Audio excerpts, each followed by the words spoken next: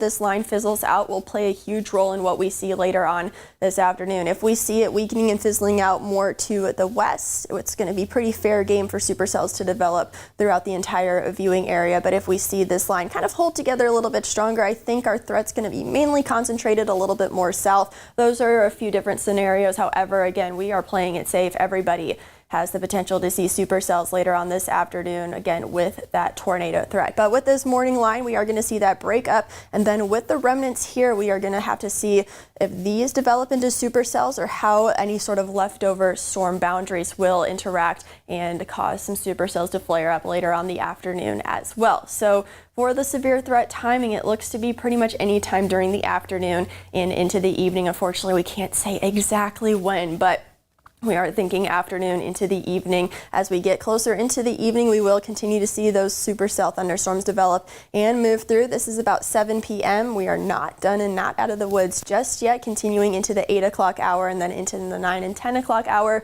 we will start to see our threat dwindling down as these storms get past Interstate 65 and continue to move off to our east and out of our viewing area. But again, we are going to be on guard all afternoon and evening for these supercells with the potential to develop some tornadoes here in the local area. More on the threats here in just a moment, but we are expecting a calm overnight beyond that. Temperatures falling back into the 60s. Wednesday looking relatively uneventful. So here's a breakdown of the threats. Again, tornado threat on the board for today. In fact, we can't rule out a strong tornado or two here in the local viewing area. That is something that's not too uncommon with healthy supercell thunderstorms, and that is what we are expecting later on this afternoon. Damaging winds up to 70 miles an hour, as well as with those healthy supercell thunderstorms. Hail threat could be a little bit elevated for this afternoon, up to golf ball size hail. So we could be dealing with some large.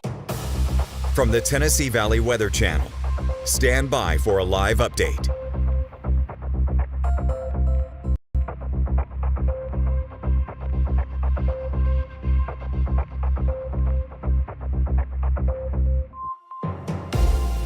From the Tennessee Valley Weather Channel, this is a severe weather alert. During this time. So again, have multiple ways to get 9:20. There we go. It is 9:20 on this Tuesday morning, and we have the first severe thunderstorm warning of the day for Hardin County, Tennessee. Again, it is 9:21 in the morning. This severe thunderstorm warning is in effect until 10 a.m. for damaging wind gusts and maybe even some small hail. This storm is moving east at about 40 miles an hour, and we have been tracking this storm. It's been quite stout and quite strong over the last about 30 to 45 minutes or so. In fact, way back into Hardeman County, it did have a tornado warning attached to it. We haven't gotten any confirmed reports of any tornadoes touching the ground. However, it's still packing quite a punch. It's now starting to bow out. That's why they've decided to drop that severe tornado warning, I should say, and replace that with this severe thunderstorm warning. So again, it's moving through McNairy County right now, about to be hitting Selmer. You folks are probably getting hit with some strong winds right now. Let's go ahead and do the storm track that Taylor is drawing out. It's moving about 40 miles an hour. 40 to 45 would be good. And we will get some times of arrival for both McNairy County as well as into Hardin County. So we've got Selmer again that is approaching you at this time. So if you are in Selmer, I would be indoors away from windows at this time as this severe thunderstorm is approaching you right now. New Lawton at 9:32, Morris Chapel at 9:38, Adamsville 9:38, Stantonville at 9:41, Crump, Tennessee at 9:45, Savannah at 9:22, Bucktown at 9:54, and the Swift community at 9:56 a.m. Again, we are looking at a severe thunderstorm capable of producing damaging winds as well as small hail. I'm not seeing any strong indications that are just screaming out damaging winds at this time, Taylor. I am just seeing, again, we're seeing that bowing segment as opposed to a little bit more of the inflow notches with this line of storm. So just because of the feature, we are looking at the potential for some damaging winds with this cell. But again, in terms of velocity, again, another thing we are not seeing is any signs of rotation at this time. Now with this line of storms, it's not going to be anything super dramatic if we are going to be seeing any sort of rotation signatures, but we're looking for those reds and those greens close by. but we are just not seeing that at this time. And again, that's why they did allow for that tornado warning to drop. So we gave you times of arrival. Again, we're looking at some heavy rainfall, frequent lightning, aside from the potential for those damaging winds to continue to move eastward. So like moving a little bit more east-northeastward, if I had to say, in accordance with the way the polygon is drawn as it approaches the McNairy and Hardin County line, riding up 64 that goes through Savannah and goes through Selmer as well. That's going to continue to push eastward. So if you are traveling from Selmer to Savannah right now, either get out in front of this or you are going to be kind of following that storm all the way with you to Savannah. I know it's about 9:30 in the morning, so maybe a lot of folks are starting to drive. Hopefully you're already at work this morning. However, we are going to continue to see this storm move about east-northeastward as it approaches the eastern portion of McNairy County and then gets into Savannah. So we still have a couple minutes or about 15 to 20 minutes before it does approach parts of Hardin County. Taylor, are you seeing anything else, any other reports that we've already gotten with this storm? I really hadn't seen much in the way of reports, but one thing that we're watching, or at least I'm keeping an eye on, is the fact that you mentioned that it's moving more east now. Sometimes in this environment, if you have what we call a right mover, so instead of the storms really moving towards the northeast, they end up moving more towards the east. Sometimes that can increase that low-level wind shear, and you end up getting, one second, getting a phone call over here, don't need that.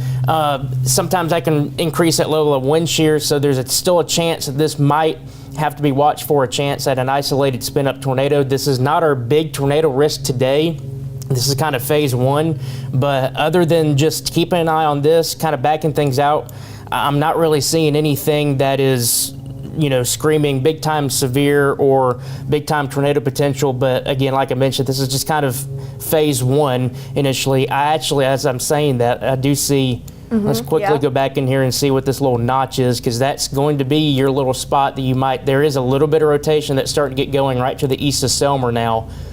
Yep, right in there. It's not overly strong, but it's little features like this. When I draw the circle, go back to reflectivity, it's that little bit of that little appendage that sneaks out there. So we'll have to keep a close eye on that, Kelly. And we'll be watching this really closely, and this is pretty much what we're going to be watching for with this morning round. It's looking like it's more so a line of storms, and then we're going to have to watch for those little embedded notches for potential rotation and for potential tornado threat with this. Again, this looks to be going more east-northeast, so we are going to be watching this pretty much right up Highway 64 through the New Lawton community and even into the Crump community and then back into Savannah over into Hardin County. So here's times of arrival. This is an updated track now that we have a little bit of some broad rotation with this storm. So let's go ahead and read those off. Again, New Lawton 9:32, that hasn't changed. Statenville 9:36, Adamsville, let's see, 9:40 a.m. Hurley 9:41, Crump 9:45, Savannah 9:51, and Maddox 9:53 a.m. Let me take a look at the velocity on that new scan and see if that was actually that new scan or not. Yeah, that's that new scan, so it's still there a little bit. The Weather Service in Memphis does say they're seeing a good rear inflow jet. Okay. That's this highlighted area right here towards Bethel Springs. So if you're in Bethel Springs over towards Leapwood, New Lawton, and Adamsville, there's a chance that you might get a little more damaging wind potential with that little spot, because that's where the highest velocity is going to end up being. And that's where you see those brighter reds as well, so that lines up pretty well. I'm not really seeing any overly obvious signals of any sort of large hail threat with this. Now we could be seeing pea to dime size hail as with any severe thunderstorm, but main thing going to be this wind threat with this Boeing segment. We are continuing to watch this. Looks like the initial front line of this storm is past Selmer. However, it is still raining and you guys are still probably dealing with some gusty to damaging winds. We are getting close to the New Lawton area. Again, that's within the next 5 minutes or so. And other than that, I'm not really seeing anything else coming through the Weather Service chat. They are noticing lightning spiking, so that's going to indicate that cells, the core is getting stronger. So I would say that the risk of damaging winds could be increasing a little bit. The threat of a tornado, a quick one, not off the table, but I don't see that velocity signature as tight as it needs to be, Kelly, before tornado touches down? Certainly. So we have given you guys a couple different maps of times of arrival, and we have outlined everything that you need to know about this severe thunderstorm warning. Again, this severe storm is moving through McNairy County right now, on track to move into Hardin County, Tennessee. So with that, we will go ahead and head back to a regular scheduled programming. We will be back if any more warnings are issued in the viewing area. For Taylor Plott, I'm Kelly Rawson. Stay tuned to the Tennessee Valley Weather Channel. We will keep you advised. You're watching the Tennessee Valley Weather Channel.